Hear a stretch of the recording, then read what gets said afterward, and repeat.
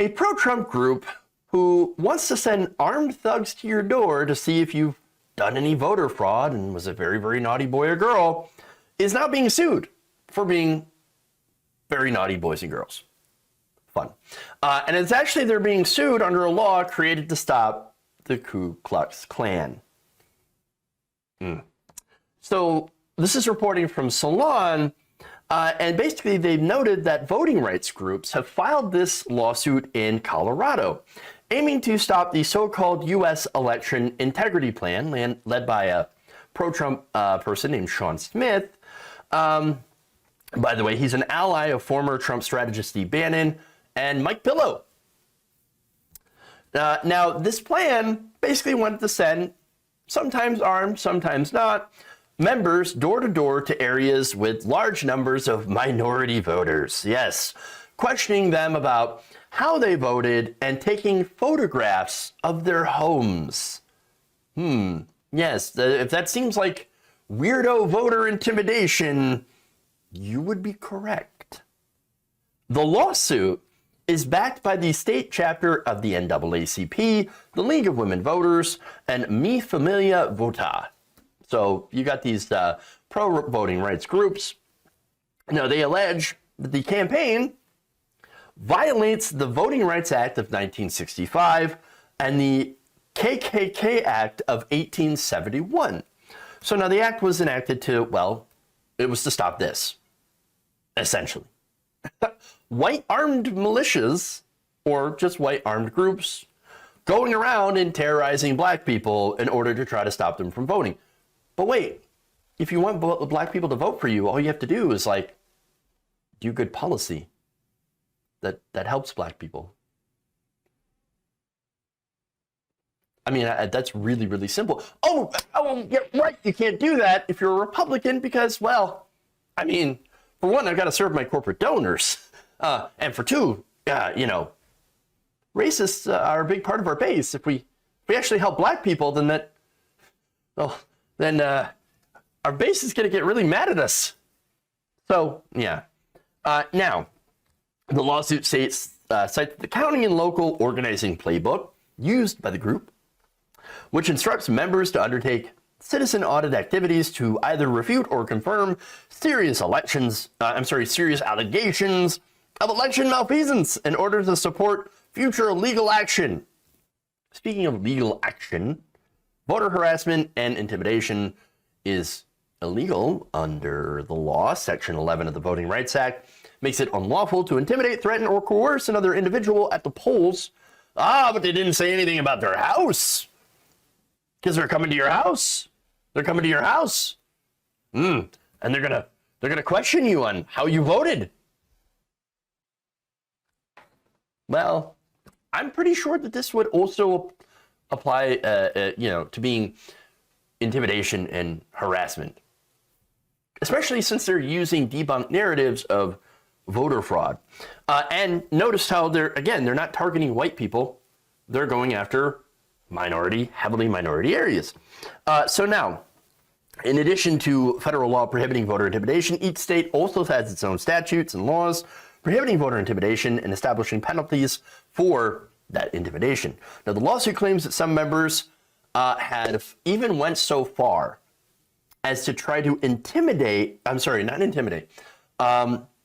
impersonate federal officials in order to intimidate these voters. In fact, here's what the lawsuit claims. Sometimes armed and donning badges to present an appearance of government officiality, U.S. EIP agents interrogate voters about their addresses, whether they participated in the 2020 election, and if so, how they cast their vote, which again is not something that you have to tell anyone. We have the right to privacy as to who we voted for. We do not have to tell you. We don't have to tell the government or government officials. We don't have to tell anyone. It's privacy. Nonetheless, these people show up with badges and say, who are you voting for? Who did you vote for? Who did you vote for? Did you vote twice? Did you do voter fraud, you dirty fraudster? Yeah, you're going to get arrested for this. Well, what are you talking about, officer? We're just doing election security. We actually care. We care so much about voter integrity. Sure. Now, there's more. The complaint also states that it's reported that multiple agents have claimed to be from the county and have, without any evidence, falsely accused residents of casting fraudulent ballots. And as I mentioned, of course, they operate mainly in minority areas, so clear racist tactic to intimidate black people who, again, are viewed as mainly voting for Democrats. Again, if you want black voters, you want minority voters, you just have to have good policy. I mean, black voters aren't no voter is guaranteed. You actually have to do good policy positions in order to win people over. And look, you've seen Trump and Republicans make inroads with the Latino community. It is possible to reach other demographics. But you actually have to try for it. I know, it's a weird idea. Weird. But anyway, now, this group happens to be, a big believer in conspiracy theories. Again, along with the big lie, they also believe in QAnon. They're QAnoners. And many of the people involved happen to also be at the January 6th Capitol riots. Big surprise. Smith, the group's founder, for example, had attended Lindell's, Mike Pillow's election conspiracy symposium last year in South Dakota, along with former Colorado election clerk Tina Peters, who was indicted earlier this month for a role in leaking sensitive voting system data that was published by QAnon conspiracy theorists and right-wing websites. And then you also have an office in Colorado that said earlier this year that Smith had also convinced another election official, Elbert County Clerk and Recorder Dallas Schrader, to make copies of his office hard drives that he later gave to unauthorized people in violation of election rules. Who's breaking laws here? Who's breaking laws here? The guy who's going out to vote, or the person that's handing over sensitive voter data to randos? Who cares more about integrity? Really? Smith also led a lock her up chant while discussing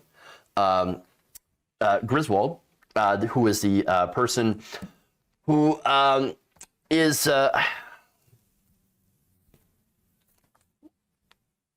Colorado official that is a target of these right-wing attacks.